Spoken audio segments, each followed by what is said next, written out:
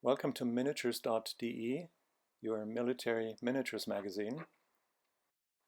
Today's topic is removing mold lines.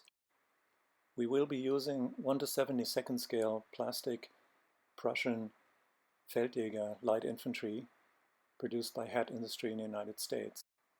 As you can see, the miniature has the tiniest mold line running all around it, and we might just be tempted to leave the mold line and paint over it, but if we did, the painting would accentuate the mold line in such a way that the figure would be ruined.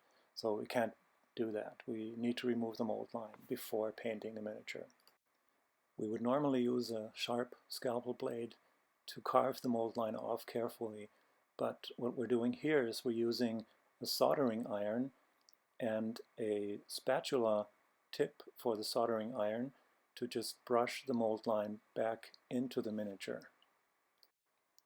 This works really well on the oilcloth cover of the Shako, because there what we're doing is we're brushing the mold line into the folds of the cloth. So we're just following the folds of the cloth and brushing the mold line right back into the fold. Here you see that prominent straight mold line on the side of the Shako, and now you see how the melting of the mold line just brushes it right back into the folds. This is excellent. On the arm, we are doing the same thing. We're either brushing the mold line into the folds, or we're brushing it flat into the material. Same on the cuff. The cuff is flat, so we're just touching it with the flat side of the scalpel and brushing the mold line into the cuff and into the hand as well. The shoulder strap and so forth. Now we need to remove that excess piece of plastic where the fingers are by carefully touching that area, removing the excess plastic but leaving the fingers intact. Typically this will work, but even if we were to destroy one or two fingers, we could reconstruct them by using the sharp edge of that heated blade. Now we're going to flatten the mold line on the boot and brush it into the folds of the breeches. And here on this side of the figure you see how prominent that mold line is. Right on the cuff there, that needs to go. Up the arm, we need to follow the outer edge of the arm and brush the mold line away. On the sidearm, notice how we melt away the mold line, but the sidearm is not affected at all. It stays the way it's supposed to. Again, on the outside of the boot. And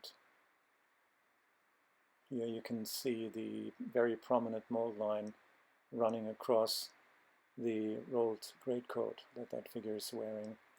Typically, if you cut that off with a scalpel blade, you will be taking off more material than you want, giving it a different shape.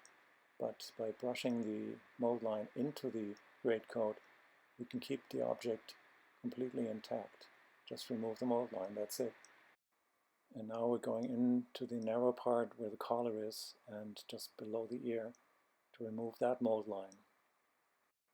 This is something you would be hard-pressed to do with a regular soldering iron, so if you're making one for your own purpose, consider using a sharp blade as the tip of your soldering iron.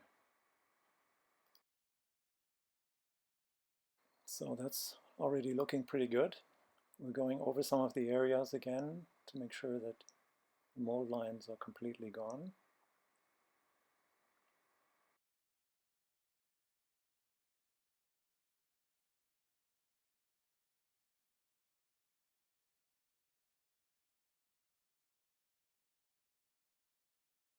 A little bit more touch-up work, and we're nearly done.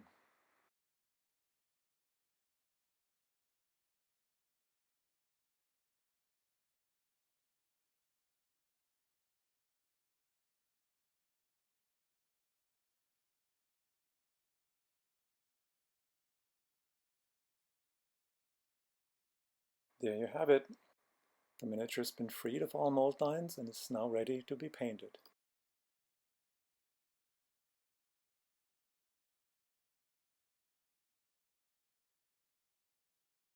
This took maybe 5 to 6 minutes to do, and it's really worth it.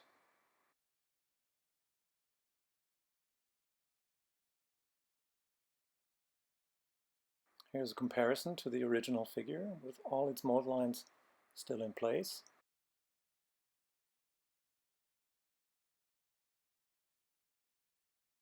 And it's really obvious which one you would want to paint.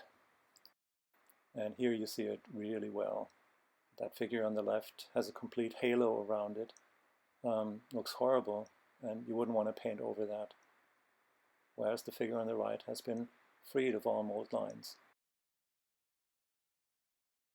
So, one done, 47 to go.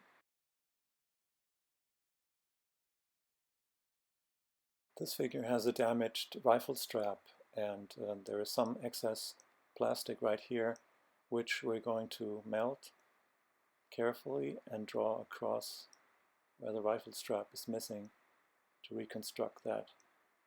Once this is painted, it will look okay, and nobody will notice that the rifle strap was destroyed, probably in the casting process. Here again, we're going to start flattening the mold lines into the boot.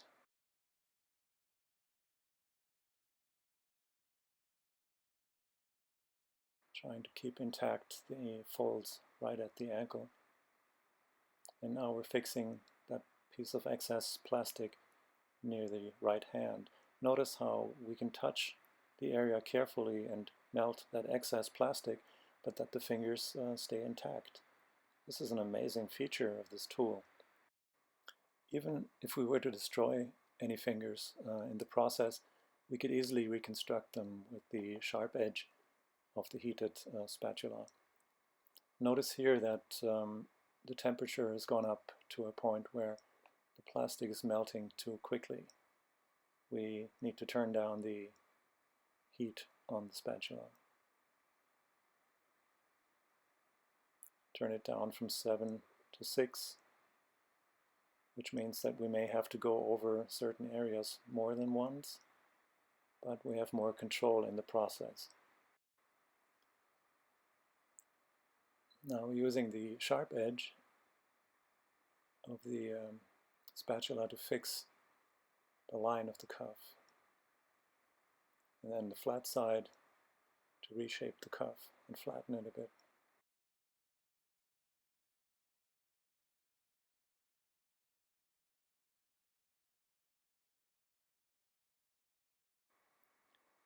The spatula is narrow enough so that we can work in narrow spaces like this one and remove the mold lines there without actually melting any of the adjacent areas that we want to keep. A regular soldering iron is probably too imprecise and too hot for that purpose, but you could try to fit yours with a scalpel-like tip to work in a smaller area and be more precise with your melting of the plastic.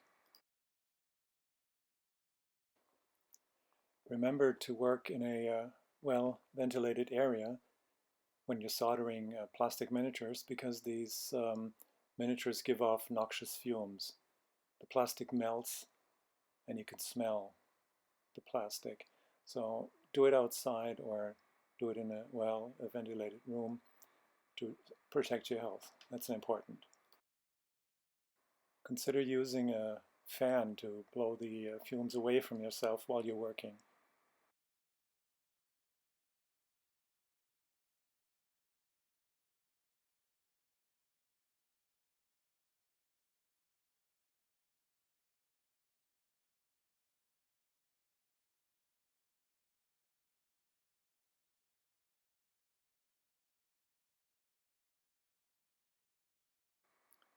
Notice how prominent that mold line is, and that needs to go. You can't paint over that. You could, but it wouldn't look good. It's just a waste of time to paint a miniature that has mold lines like that.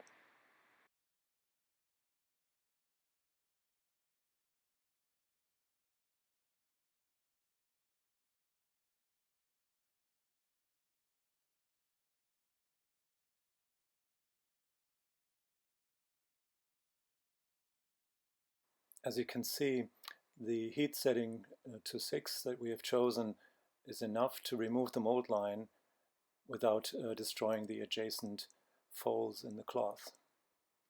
Now, as a final step, what we can do is we can turn the knife, the spatula, upside down and use that curved, hooked area to engrave and give the base of the miniature some texture.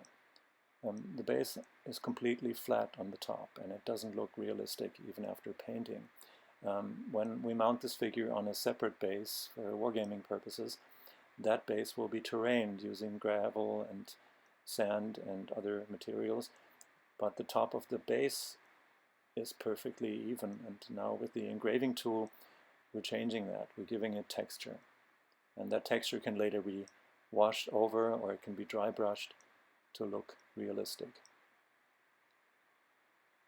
And that goes, you could turn the heat up a bit more and it would melt even more quickly, but this is okay, just engraving a few lines to make it look like terrain. There you are. Thanks for watching.